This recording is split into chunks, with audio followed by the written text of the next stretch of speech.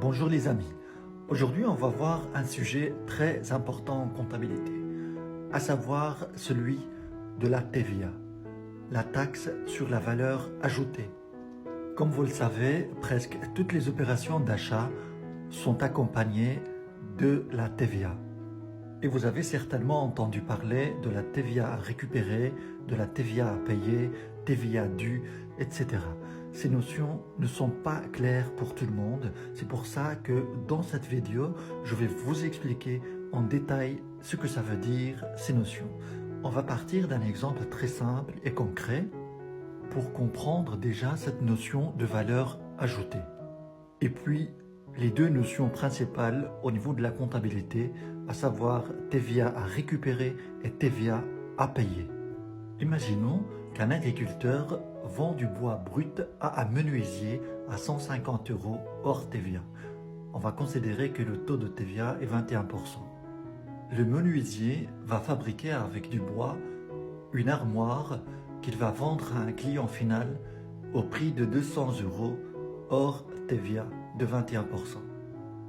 À travers cet exemple, on peut facilement schématiser la notion de la valeur ajoutée ainsi que la notion de la TVA récupérée ou déductible et la TVA à payer. Analysons étape par étape l'ensemble des opérations effectuées.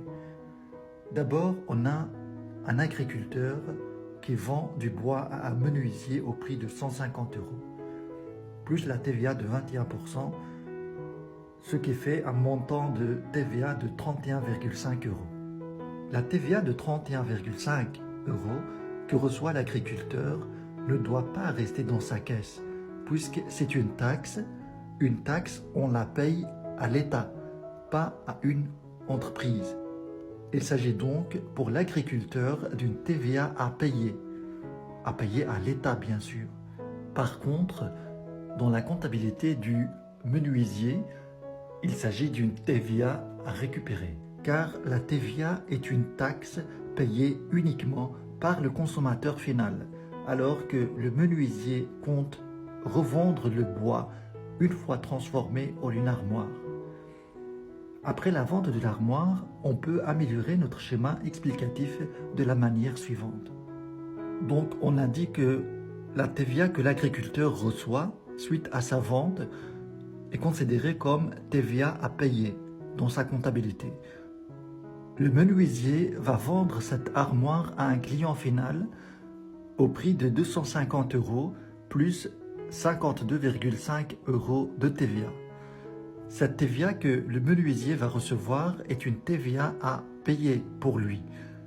Donc, il y aura ces deux flux par rapport à l'État. Le menuisier va payer à l'État 52,5 € et il va recevoir 31,5 € de l'État. Donc, il ne va payer que la différence.